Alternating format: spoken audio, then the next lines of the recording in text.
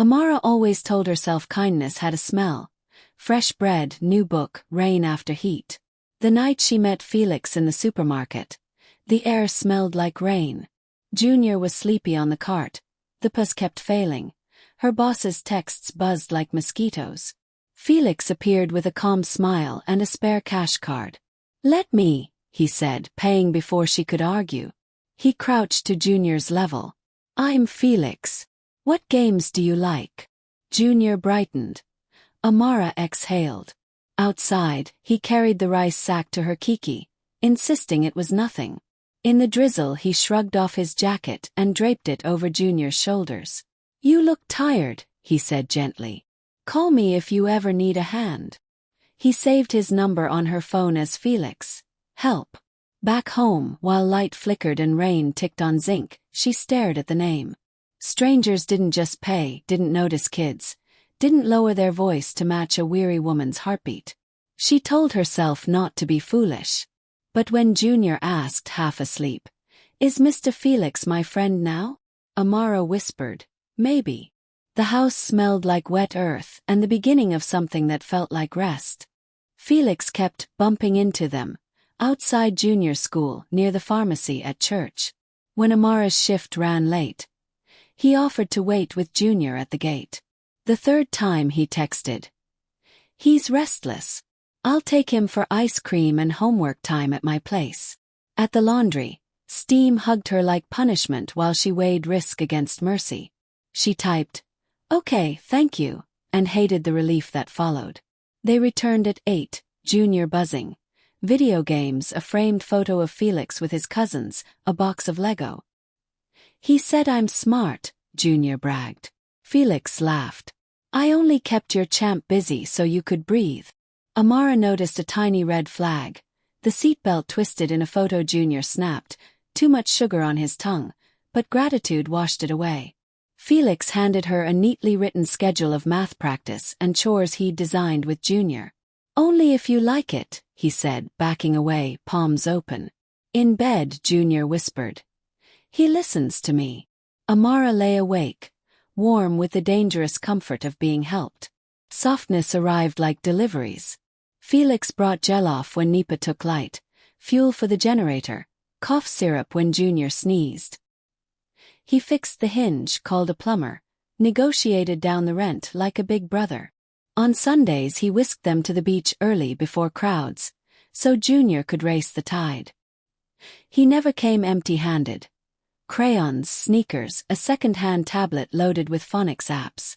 When Amara protested, he said, "Your yes is heavy, carry it with me."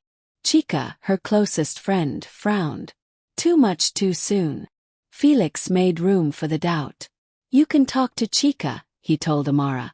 "I like careful women." That night he texted a simple prayer for her deadlines and a joke for Junior. She didn't see how each gift rewrote their map, how her needs were slowly moving to his address. When she tried to pay him back, he refused with wounded theatrics. A hand to his chest, a soft laugh. "Let me show up for you," he said. "You've done enough alone." Amara, who had balanced miracles on nothing for years, let herself lean. From the outside it looked like love building muscle. Inside, a quiet dependency bloomed. Felix made ordinary days look glossy. Notes on the fridge. "Drink water.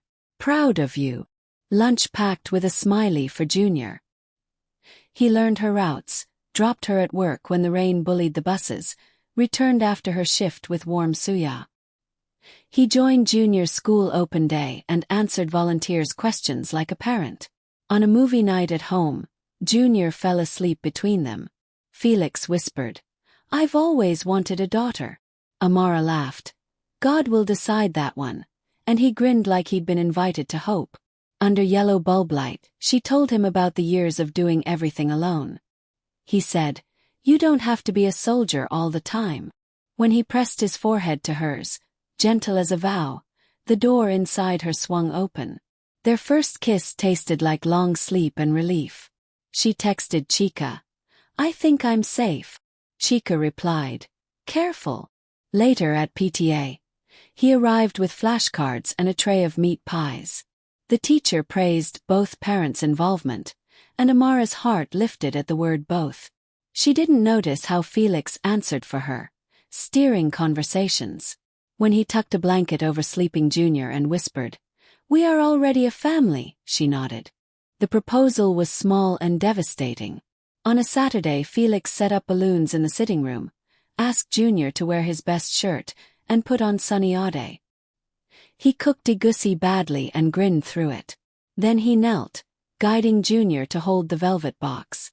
"Marry me," he said, voice steady, "and let me carry both your names in my prayers." Junior whispered, "Say yes, Mummy." Amara did, through tears that tasted like rest. The wedding moved quickly. Registry, church blessing, a backyard reception with puff-puff and neighbors dancing till dusk. Felix's toast was tender. "To family, the project I'll never abandon." He slid a gold band onto her finger and kissed Junior's forehead. Photos caught perfection. 3 people forming a promise. Amara's mother squeezed her hand. "Finally, you can sleep." Amara believed it. After a honeymoon weekend in Abeokuta, he suggested merging accounts to simplify life, and she agreed. They signed a lease for a bigger flat near Junior's school. At night, with his arm heavy across her waist, Amara whispered thank yous to God until sleep soaked her bones. Cracks came quiet. "That skirt is for single girls," he joked, and she laughed because tone can make a leash look like ribbon. He resorted the kitchen. "My way is more efficient," and moved Junior's toys to a box labeled rules. He started handling the bank app. Transfers now needed his Face ID. He rewrote her CV and sent applications without asking. "Bigger salary, less stress," he said. He told Chica kindly that Amara was overwhelmed, so visits should reduce. When Junior spilled Fanta, Felix flinched like he'd been struck, then smiled too wide. "No messes in my living room," he murmured. At night he quizzed Amara. Where she went, who called, why she didn't answer on the first ring. "It's love," he said. A cold pebble formed in her stomach. She swallowed it and called it adjustment. He changed the Wi-Fi password and didn't write it down. Dinner must be 7 sharp. Beds made with hospital corners. Junior's laughter became something to manage. When Amara asked to visit her mother overnight, he said the roads were unsafe and insisted they all go together, then cancelled last minute. She told herself it was care, not control. But care doesn't check your mileage app, and control does. The mask slipped like wet cloth, and once it started falling, Felix no longer cared to hold it up. It began with small rules that felt harmless.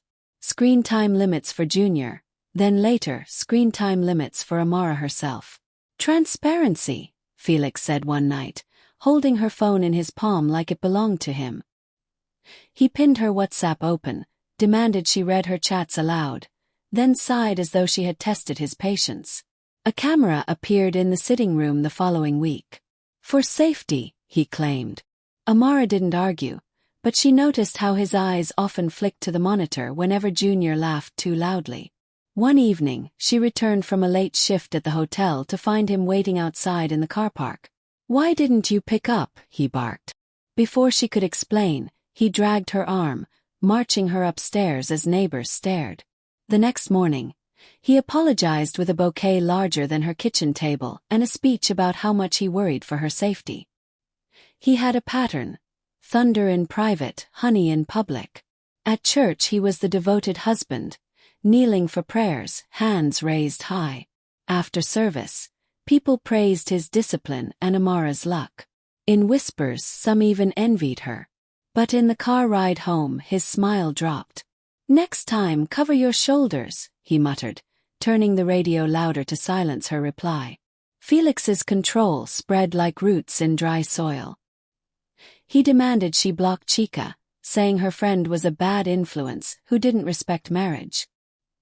He corrected Junior's homework with red pen, circling mistakes until the boy's shoulders slumped in defeat.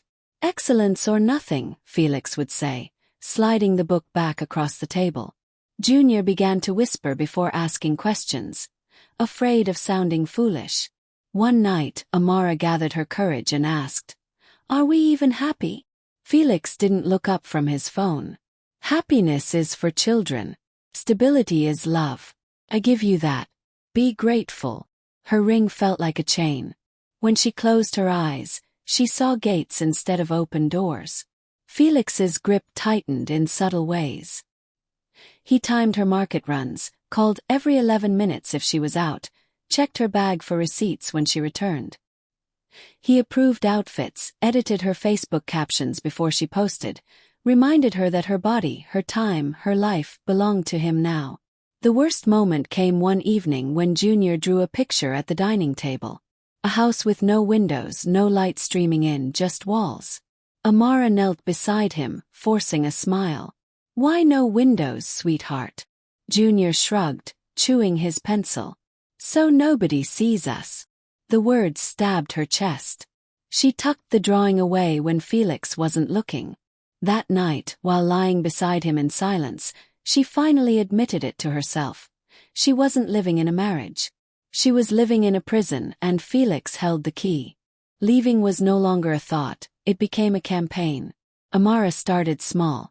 She photographed documents in secret. Their lease, her payslips, Junior's birth certificate.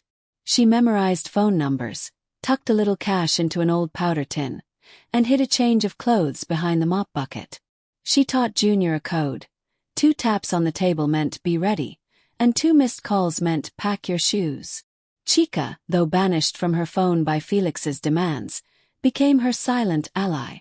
They met once in a noisy market, pretending to be strangers, only their eyes speaking. Chica whispered, "Gather evidence." He won't let go easily. Amara kept a diary. Dates, times, words Felix spat when angry.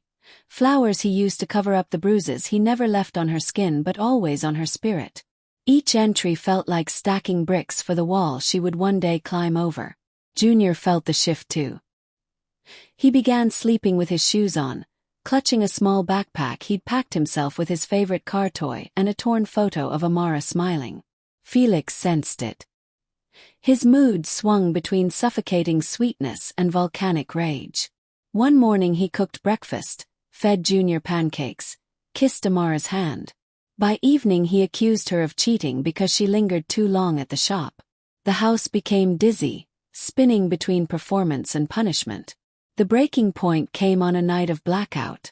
Power cut, leaving the flat in darkness, broken only by the growl of neighbors' generators. Amara had been waiting for this moment. She slid the small bag under Junior's hoodie and whispered, "It's time." Her fingers shook as she dialed Chica. 2 missed calls, their signal. The door creaked. Felix's torch beam swept across the room, catching the strap of the hidden bag. He stood in the doorway, smile too wide, eyes glittering. "Where are you going, wife?" His voice was silk covering knives. Junior gripped her hand, his small palm clammy. Amara forced her voice steady. "Somewhere safe." Felix stepped closer, blocking the door with his frame. "Safe? With who?" "A friend who hates marriage. Do you think anyone will believe you? You'll lose everything, me, this home, even him." He pointed at Junior, cruel satisfaction in his tone. Amara raised her chin. "Better to lose a cage than lose myself." Outside, a car horn blared twice, their second signal. Shadows moved in the corridor, Chica's silhouette, 2 neighbors behind her, phones raised, recording. Felix faltered. For the first time, his confidence cracked. Amara squeezed Junior's hand tighter. With her heart pounding like a war drum, she took a step forward. Felix's hand twitched, but he didn't move. Too many eyes, too many witnesses. And then she walked. Out of the door, past the gate he thought would hold her forever, into the unknown battle of freedom. The tug of war had begun, but for the first time, Amara felt she was pulling back.